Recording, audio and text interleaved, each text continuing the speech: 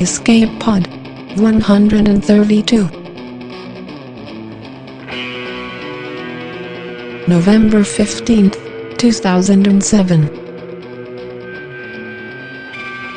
Today's story, Sparks in the Cold War, by Kristine Kathryn Rush.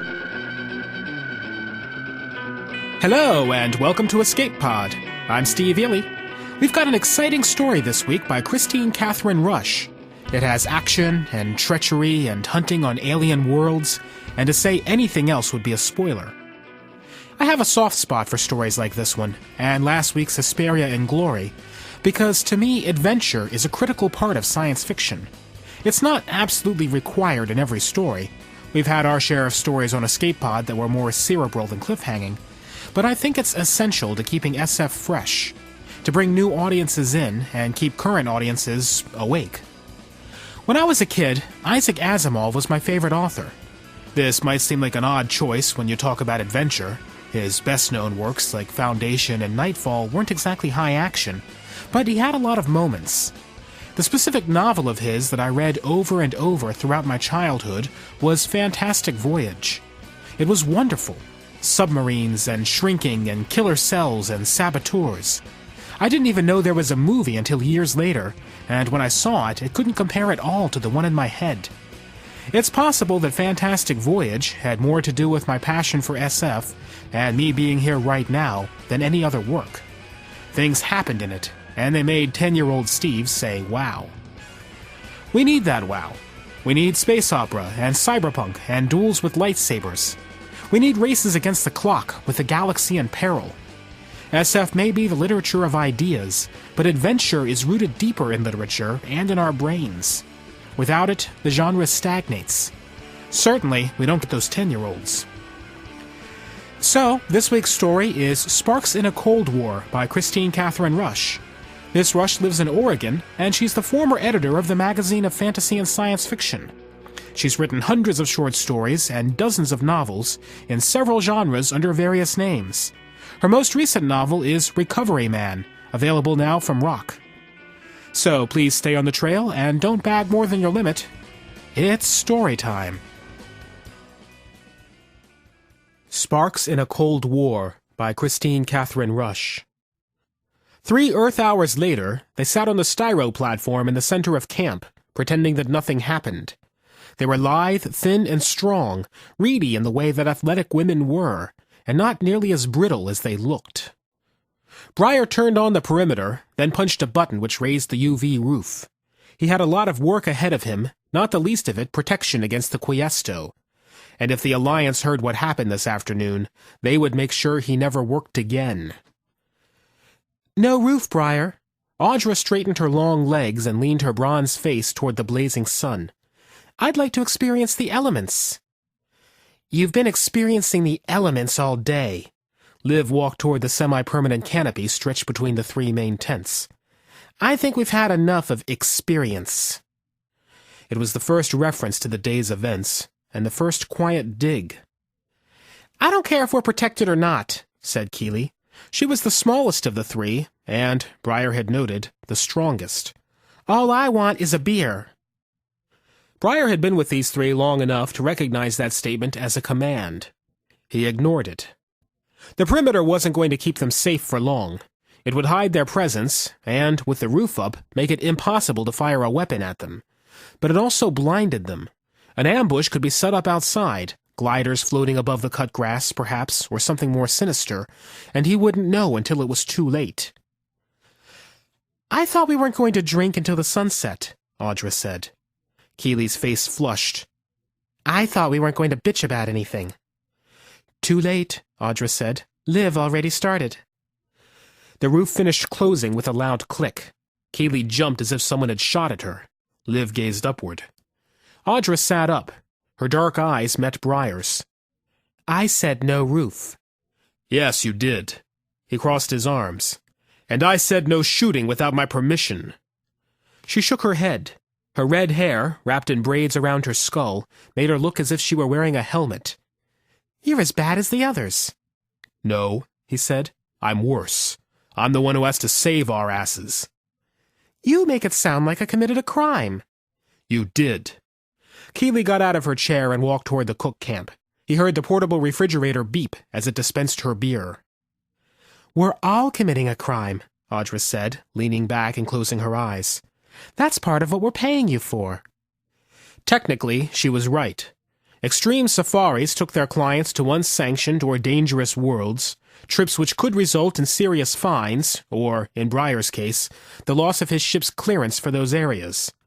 So far, Breyer had managed to avoid the fines simply by having his clients sign a document that said they had insisted on a trip to the unsanctioned area. He had never had his clearance removed, but he figured it wouldn't be a serious problem. He could always charter another ship. You shot a sentient being, he said. You didn't pay for that, right? Oh? She tilted her head toward him. Is there a higher fee for that? He didn't trust himself to answer her. He could barely restrain himself from crossing the styro platform and wringing her neck. Audra, enough! Keeley squeezed her beer. The cap levitated off and deposited itself in the recycler. Mr. Breyer is doing his best. If he were doing his best, Audra said, he would have let me take my trophy. Your trophy would have been the head of someone's child. His fists squeezed tight, but he held them at his side. Everything we kill is someone's child.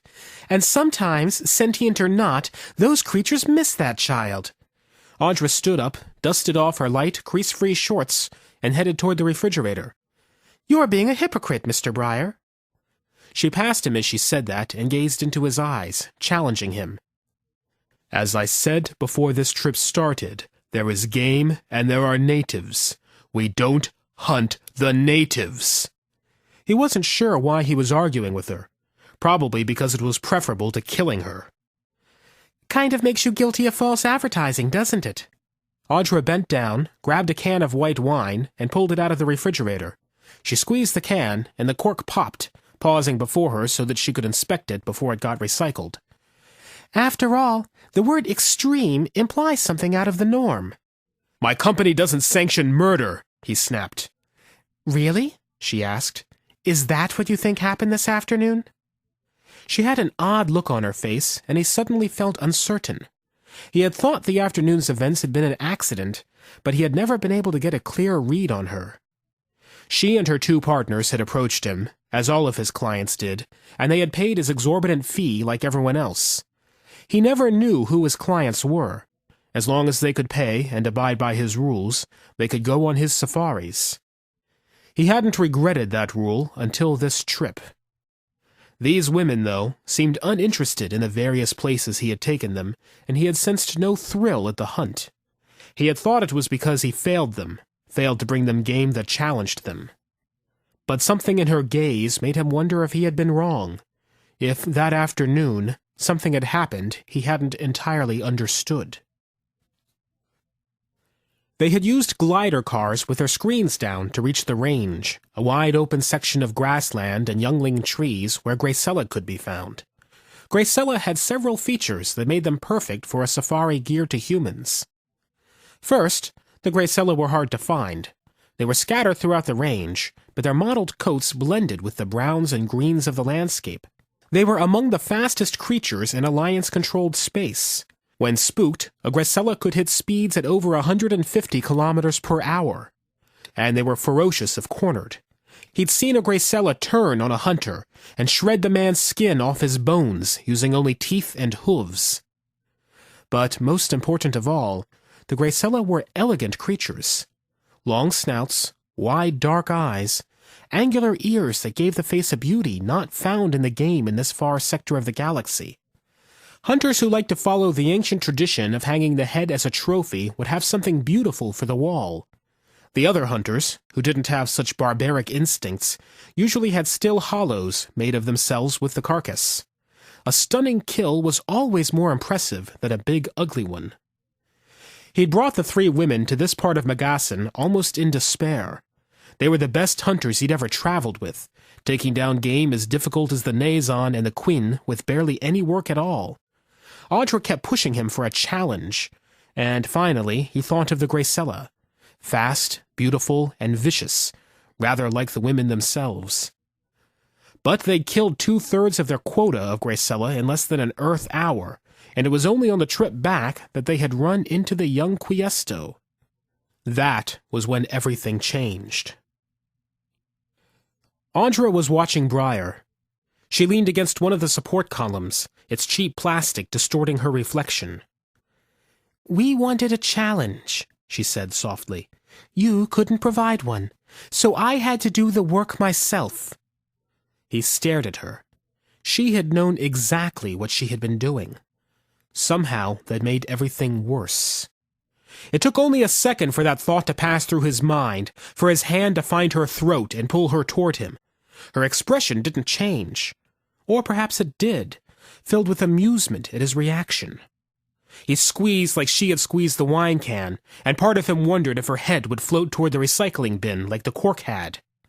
Keely grabbed his arm, her small fingers warm against his skin. "Let her go!" He continued to squeeze, watching little bloodshot lines forming in Audra's eyes. Her face was turning an unbecoming shade of red. "Let her go!" Keely said again. Then she reached around his side, grabbing for the stunner. He caught her with his free hand. He held both women for just a moment to see if Liv would come to their aid. Liv watched from the other side of the styro platform. She didn't move. Briar let Audra go. To his immense satisfaction, she staggered backwards and coughed, putting a hand, involuntarily he guessed, to her throat. "You little fool," he said. "You didn't make this challenging for you. You made it challenging for me. I'm the one who has to get us out of here." She smiled at him, still hunched over, her fingers playing with her neck.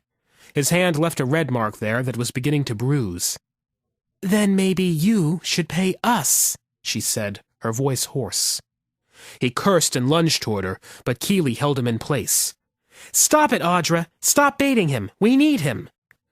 Audra stood slowly, her face filled with hatred. He wondered how he ever thought her beautiful. "We don't need him. We can manage without him better than we'll manage with him." "Fine," he said, and twisted himself free from Keely's grasp. He strode toward the organizational tent, reached toward the easy access controls, and shut off the perimeter. Around him, the cut grass spread like an ancient lake, the sharp blades glittering in the sun. The very edges of the grass pushed up against the range, outlined like waves against a beach. He had just revealed their presence to the Quiesto, and a large part of him no longer cared. He nodded mockingly at Audra. From inside the tent, his assistant cried out a warning. Nendre must have realized the perimeter was off. Briar heard the slither of tentacles and knew that Nendre would soon join him. "I thought you were going to leave," Briar said. Audra laughed. "Why should I? Things are about to get very interesting." He walked toward Audra. She smiled at him and let her hand drop away from her neck. "I figured you'd want to play," she said. "This makes everything so much better. We're not hiding here. We become visible, we let them come to us, and then we act. I suggest we take down the camp, go as far as we can, see if we make it before the Quiesto find us." He grabbed her arms. She let out a small startled shriek, which surprised him. He didn't think anything made her cry out. Then he shoved her backwards, so that she fell off the styro platform and into the cut grass. Keely screamed. Liv continued to watch. Nendre had come out of the organizational tent and was unfurling a tentacle so that he could reach Audra. "You stop," Briar said. "But, Jack, we cannot do this." Nendre's voice sounded even more mechanical than usual. Audra struggled in the cut grass. She was smart enough not to move much. Any movement she made would slice her skin. She had on no protection at all. "You bastard!" she shouted. He watched from the edge of the platform. He'd shoved her hard, and she'd flown at least 5 meters away. The clear grass was down near her. He was surprised a blade hadn't sliced through her back. "Turn the perimeter back on," Briar said to Nendre. "You'll kill her!" Keely cried. He reached inside Audra's tent and found her laser rifle, the very thing she had used to kill the poor Quiesto. He tossed it to her, making sure it landed at least a meter away, so that she couldn't pick it up and fire it at him. "Turn on the perimeter," he said again. Audra got up slowly. She looked toward the rifle, then to the camp. Blood dripped off her left arm. "Regulations, Jack. Regulations." Breyer covered the 5 steps toward the easy access controls. "We are so far outside of the regulations now that this one more case won't matter. In fact, killing her might argue in our favor." Audra used a booted foot to stomp down a section of cut grass. She was moving across it quicker than he had expected. Nendre hadn't moved, his hulking round frame, tentacles coming off all sides, filling the organizational tent's doorway. "We can't do this." Breyer had had enough of can'ts and should-haves and regulations. "We can do anything we damn well please." He reset the perimeter. With a hum, it shimmered into place, cutting off Audra's angry scream outside. "Let her back in," Keeley said. His fingers found the rest of the controls. He set the security protocol. Now no one could touch the perimeter except him. Keeley pushed at him. "Let her back in!" He caught Keeley's fingers with his own. Her eyes narrowed and she struggled, but he held her fast. She may have been the strongest of the 3 women, but he was stronger than anyone else here. "Maybe I'll let her back in," he said softly, holding Keeley fast. "In a few hours. By then she might understand what it feels like to be hunted." "You have no right," Keeley said, jabbing him in the stomach with her elbows. She had knocked some of the wind from him. "I have every right," he said, letting go of her hands and stepping out of her way. "Audra gave it to me by changing the rules. Either you do things my way or you join her in the cut grass. And if that happens, I promise I'll give you the challenge of getting out of here all on your own." Keeley opened her mouth as if she were going to respond, and then she dove for the easy access panel. When her fingers touched it, the security system gave her an electronic jolt. She cried out and backed away. "Touch it again," he said, "and the jolt will be 20 times higher." She held her fingers against her chest, staring at him like a chastised child. "You'll do things my way," he said, not just to her, but to Liv and Nendre as well. "Or you won't get out of here alive." Even if they listened to him, he wasn't sure any of them would get out of this place alive. Audra had put them in a terrible position. The Quiesto were one of Magassin's sentient races. They were at war with another sentient race, the Viotu. The Viotu were a highly technical race who subdued the planet the same way that humans had once subdued Earth. The Quiesto were the only other group on Magassin that had any technology at all. But they utilized it differently. They made it blend with the environment, used it to preserve or improve the life that they had always lived. The 2 societies had been at war with each other for the past 20 Earth years. The war had been a cold one. No action yet, but the possibility of total devastation. But in the past 5 years, threats on both sides had increased.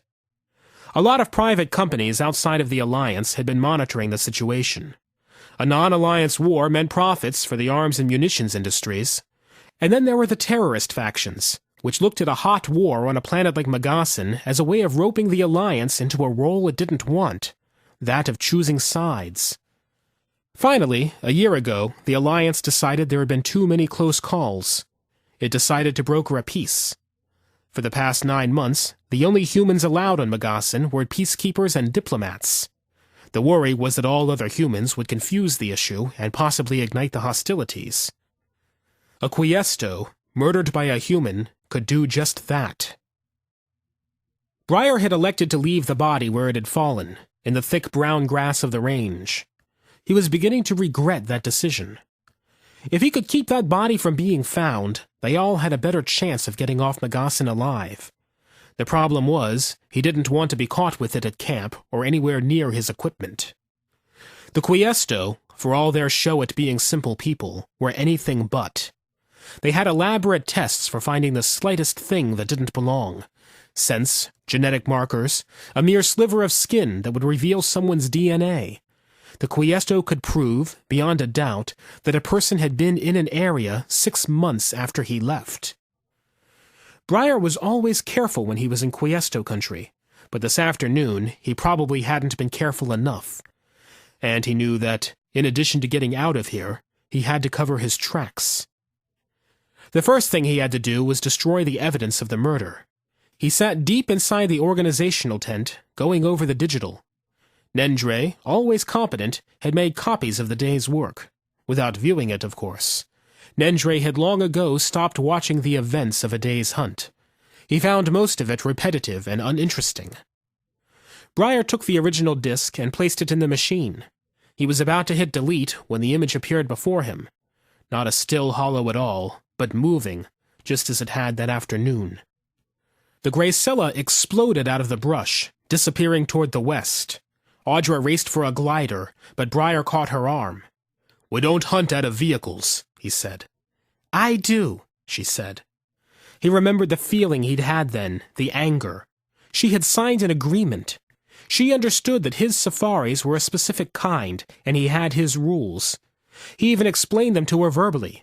No hunting out of vehicles because it gave the humans an unfair advantage. It was their job to outthink their prey, not simply to outrun it. No explosive weapons that would either destroy the prey or the nearby area. No contact with the natives, and a complete agreement to abide by the bagging limits set by Extreme Safari. "This is why you exiled the woman." Nendre spoke from behind him. Breyer froze the hollow and turned. He hadn't heard Nendre enter the tent. Nendre's eyes had moved forward, the stalks that hid behind the eyeballs completely visible. He examined the frozen hologram from all sides. "She did something, eh? I knew her coldness would clash with yours." "I thought you knew," Breyer said. "This was set to play." "I heard the fighting outside. I decided to look. That was when you shut off the perimeter." Nendre pulled his eyes back, and they went back into the center of his body. He folded two tentacles before him and wrapped the end filaments together, imitating the way Breyer templed his fingers when he was thinking.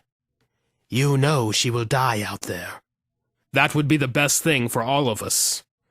Nendre raised two other tentacles in surprise. "You freely admit to committing murder? You would make us all accomplices then. I am not certain I wish to be one." Breyer unfroze the hollow. A Quiesto slid out of a youngling tree and glanced in their direction. His slender 6 feet height marked him as young himself. He turned toward them, the golden feathers covering his naked body, glistening in the sunlight. Breyer had thought the Quiesto was looking directly at him, but it seemed now that the Quiesto was watching Audra, as if there might be recognition in his scarlet eyes. He stretched, his tail tucking upwards against his spine. His crest rose, scarlet and gold to match his eyes and feathers, and then he poised to run after the Gracella. Audra turned her rifle on him. "This is not possible," Nendre said. Breyer grabbed her arm, but the whir of the shot already echoed in the range. The yellow light of the laser was hard to see in the bright sunlight, but the results were clear. The shot left a hole in the Quiesto's torso, and he fell forward into the brush. Breyer snatched the rifle away from Audra, and she didn't seem to care. Instead, she went to the Quiesto, crouched over him, and grinned at them. "He's dead," she said, removing her flaying knife. "Do I take my trophy here, or wait until camp?" Breyer froze the hollow again. He couldn't look at the fight that ensued. All the markers they must have left, traces of themselves. He should have killed her there, left her, the digital, the rifle, and the Quiesto for one of the natives to find. But he hadn't. He had taken her back against his own better judgment, and she had been angry at him for not allowing her to take her trophy. Nendre was staring at the woman, crouched over the Quiesto. The Quiesto's crest was already wilting, and his colors were fading. He would be nothing but bones and feathers come morning. "What do you plan to do with this?" Nendre asked. "You mean the hollow or the women?" Breyer asked. "All of it."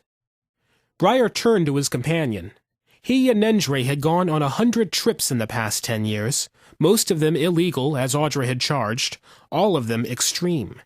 He'd taken aliens from various parts of the sector, although his main clientele was human. Most of the hunters were fine, interested in prey, interested in a trophy or two, interested in a grand adventure that would become the center story of their lives. A few were exceptionally cruel and needed great tending. None had ever committed a crime like this. "I'm getting rid of the digital and all the copies," Briar said. "Then I'll worry about the others." Nendre studied him, 4 more tentacles joining the first 2. "Throw the original out with the woman." Briar started. He hadn't expected Nendre to help him. "I think it's better to destroy it." Nendre waved his tentacles left and right, a gesture that mimicked the shaking of a human head. He'd learned it early in his association with Briar, and humans always appreciated it. "The Quiesto will already know that we are here. Even if you had not left evidence of yourself in the range, which I am sure you have, you shut off the perimeter. That will come up on someone's monitor. Then there is the matter of runners." Runners were the term the Quiesto used for their young hunters. From the Quiesto's 15th to 20th years, they hit their speed spurt. It lasted no more than 5 years, sometimes less, and it was the only time they could successfully hunt Gracella. "What about runners?" Briar asked. Nendre let his tentacles drop. "They always work in pairs." So time was even shorter than Briar had imagined. He kept the original, as Nendre had urged him to do, but he destroyed the others. Then he began the shutdown procedure that would lead to the breakdown of camp. He didn't like the idea of traveling in a Megasan night, but he felt they had no choice. He had left the ship 200 clicks from here, in a sea cave that was accessible only from the air. If there had been a second runner and he had gone to his people, then the Quiesto were already looking for the hunting party. The perimeter kept them from being noticed on Quiesto equipment, but if the Quiesto had been searching when he tossed Audra out, then they would know his position. He couldn't take that risk. He covered himself with weaponry, 2 laser pistols at his side, his laser rifle strapped against his back, and an old-fashioned hunting knife hidden in his boot. He also had over 100 explosives, all smaller than his fingernail and powerful enough to destroy a village, tucked, along with the digital, in a pouch against his stomach. No one was preventing him from getting out of this hellhole. He left the organizational tent. Keeley was waiting for him just outside the door, arms crossed, face fierce. "You said we could get Audra." "Audra's dead," he said, "and if she's not, she will be soon." "You can't just leave her here." He stared at Keeley. Was she going to be as much trouble as Audra? He had no idea how the other women felt about the afternoon's events. "Yes," he said after a long moment, "I can just leave her here."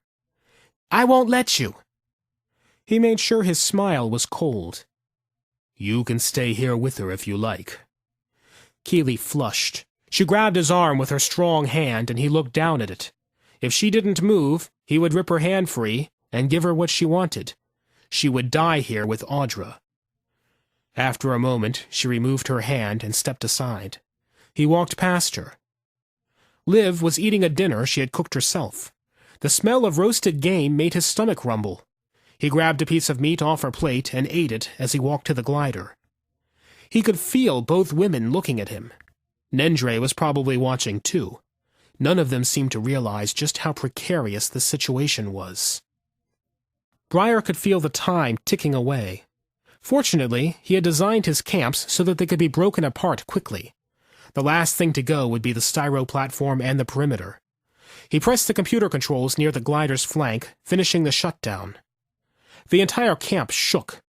Then he could hear snapping sounds as the interiors of the tents packed themselves. The packed bags traveled to their places in the glider as the tents folded in on themselves. Liv let out a squeal of protest as her plate rose, dumping its contents in the recycler, and flew to its own packing crate.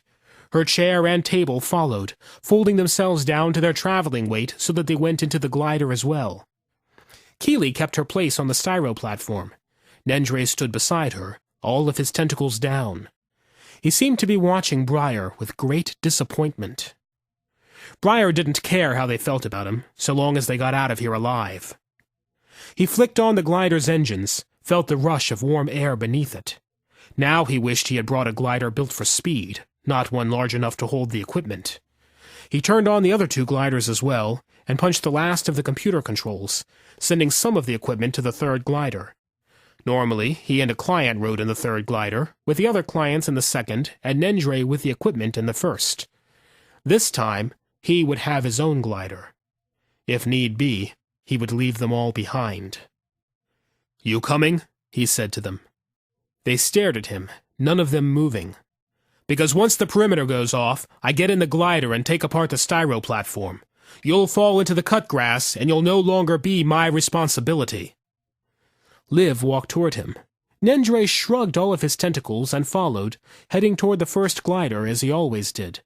Only Keely remained in place, staring at Briar as if he had become some kind of monster.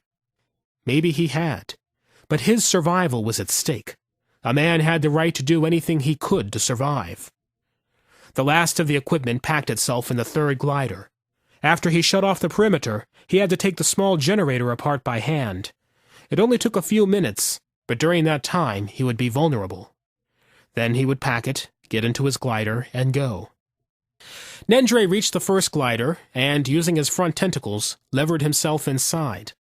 Glider seats weren't built for his anatomy, but he managed, as he always did, to spread himself nearly flat and yet be able to reach the control.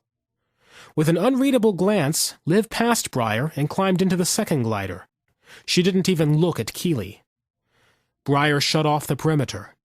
The cut grass glowed in the dying sun. The grass had its own luminescence, a quality that he had once enjoyed. This time he saw it as a liability. Their presence would be obvious as dark spots against the blades. He heard the rustle before he caught the movement. A laser rifle raised out of the grass like an arm waving for help. "Audra!" Keely called, her voice full of triumph. "Briar, you've got to—" The shot reached him, long and yellow, going in such perceptual slow motion that he actually believed he could escape it. He leapt toward the third glider, his hand going to one of his own laser pistols, as the beam caught him in the left boot. Heat seared through the Rendisian leather, igniting the steel-reinforced toe. He cursed, landed, and hit the disconnect on his boot. It pulled off his foot slowly, damaged by the blast. So Audra was still alive. She was smarter than he had given her credit for. He had thought she would try to find a way out of the cut grass, adding to her wounds and speeding up her death. Instead, she had remained in the same place, unmoving, until she saw the perimeter go off and the camp reveal itself. Although that shot must have cost her, all of that movement would have resulted in more cuts on her skin. Then he felt a muzzle against his back. Keely. Of course. She would help Audra. He rolled into Keely, knocking her down, and removed her laser pistol from her hand. Then he pointed it at her chin. "Stop being an idiot." "Give me a glider," Keely said. "I'll get Audra out of here on my own." He considered for a very brief moment. On the face of it, hers was a simple solution. Except that they'd meet him at the ship, and he'd have to take them off planet. He wasn't going to do anything else for Audra. No. He grabbed Keely's collar, pulling her up. Then, still crouching, he dragged her toward Nendre. Liv watched the entire thing as if it amused her. Briar knew that Audra could hear everything, and she could probably see them move beneath the gliders. But she was waiting for another clear shot. Too many movements, and she'd be too cut up to shoot that rifle. When Briar reached Nendre's glider, he offered Keely up like a carcass. Nendre took her in 4 of his tentacles and held her against the glider. Then he wrapped a 5th tentacle around her neck. "Try anything," he said, his voice sounding even more mechanical than usual, "and I will squeeze." She glared at Briar. He didn't care. She was the least of his problems. He went back to the third glider, rose above it, and saw the darkness in the cut grass. This time, Audra didn't shoot at him. But he knew that, like any good hunter, she was biding her time. She wanted him inside the glider. She wanted to shoot him down so that she could use the glider to escape. If he was dead, she'd get off Magasin. If he lived, she wouldn't. They both knew that. He wasn't leaving this place until she was no longer a threat, but it would take a risk on his part. Still, it would probably work. She didn't think him all that bright. She might fall for the trap. Briar moved around the glider, keeping his feet on the styro platform. His left foot throbbed and his balance was off, but he wasn't willing to remove the right boot. He had reached the very edge of the platform, pistol at his side, finger at the ready. He had made himself as perfect a target as he could. Behind him, he heard a familiar click and whir. He ducked just in time. The shot came over the center of the glider, disappearing into the darkness. Liv. Liv had shot at him from behind. He swung his pistol around, fired, hit the computer control on the back of Liv's glider, and saw it light up. They had less than a minute. Nendre, knowing what was going to happen, launched his glider off the platform. The glider, unbalanced by Keely's weight, tilted precariously toward one side. But Briar, still crouching, didn't watch Nendre. Instead, he searched the glowing cut grass for the dark area that marked Audra's position. He found it right where he sensed it would be and fired. The shot went wild, severing a swath of cut grass. Liv was struggling with her glider. Its sides had sealed like they always did when someone tampered with the back controls, holding her inside. She couldn't get out, although she was trying to force the interior controls to let her. Audra's rifle rose above the grass, and Briar shot again. The beam hit her in the belly. Her body flew backwards, landing even deeper in the grass. This time, he knew she was dead. He only had a few seconds left. He dove into his own glider and hit reverse, going off the styro platform backwards, away from Liv's glider. She was pounding against the clear walls, screaming at him, but he looked away. The cut grass was illuminating Nendra's glider from beneath. It looked odd, the shadows making the bottom seem uneven instead of flat. The glider was level now, and Briar didn't see Keely's head against the sky. Nendre had probably let her fall into the cut grass. She wasn't as resourceful as Audra. If the fall hadn't killed her, the grass would. Briar banked his own glider, heading toward the edge of the grass. At that moment, Liv's glider exploded, sending plumes of fire and light into the darkening sky. If the Quiesto didn't know where he was before, they knew now. He had to hurry. But first he had to make sure Nendre was all right. Briar eased his glider beside Nendre's and gasped. He was looking at the glider's flat bottom. The glider was flying upside down. Briar lowered his glider so that he could see underneath Nendre's. Briar hoped to find Nendre clinging by his tentacles. But Nendre wasn't there, and neither was Keely. The glider was empty. Briar looked down. Nendre was flat against the cut grass, his body deflated the way his people's bodies did when they were dead. A few meters behind him, Keely lay broken in the grass. They must have struggled, upset the glider, and fallen to the grass below. Briar cursed. He and Nendre had been together a long time, working well despite their differing philosophies. They had been friends. He hadn't meant to get Nendre killed. Although Briar couldn't do anything about it now, Nendre was dead, but Briar wasn't, and he still had time to get out of this godforsaken place. He nudged the glider forward when he noticed something odd at the edge of the range. Runners, dozens of them, stood in front of him, holding a weapon he recognized as a cross between a laser rifle and an old-fashioned projectile gun. He turned, saw shapes in the darkness all around the cut grass. His glider's scanner confirmed what his eyes took in. Hundreds of runners, some visible, some not, waiting for him. He couldn't fly away from this. Even if he tried, they'd keep up with the glider. If they fired at him, those weapons would do serious damage because his glider was not armor-plated. Briar hovered, safe as long as he was above the cut grass. No runner could venture inside, and they wouldn't shoot until they were sure he had seen them. Unlike Audra, the Quiesto had ethics. He had one chance. He fingered the explosives he had stored in his pouch. If he used them, he would be able to get away. He would probably make it to the ship and off Megasin. But he would leave behind hundreds of dead runners and the first volley in a two-pronged war. The uneasy truce between the Viotu and the Quiesto would end, and no human could broker a peace. In fact, the war would probably spread to the Alliance, since humans would have been the trigger, the spark that made the Cold War hot all over again. It was just what the terrorist factions wanted. They wanted to destroy the Alliance by involving it in a war that would divide the member nations. Such a war would show that the Alliance only talked about peace.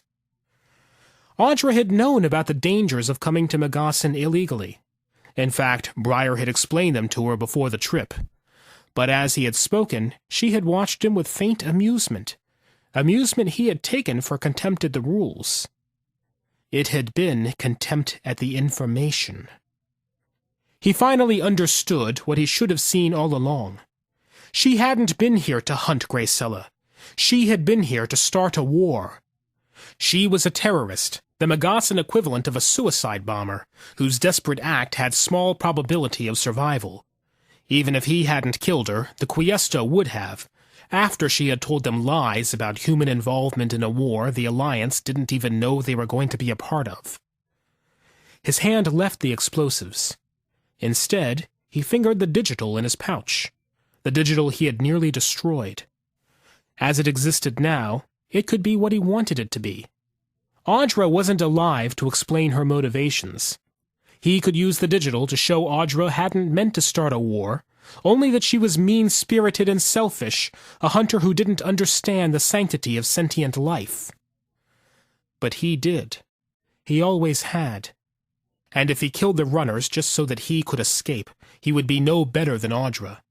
In fact, he would be her pawn for the rest of his miserable life. Briar cursed softly to himself. He was guilty. Guilty of coming to Megasson illegally. Guilty of so many tiny things. He had never thought that such small guilt could have such huge repercussions. Strange that he had always considered himself a moral man. Stranger still to discover here, in this place, that he had never acted like one. It was time to start. He raised his hands and, in broken Quiesto, surrendered. Everything.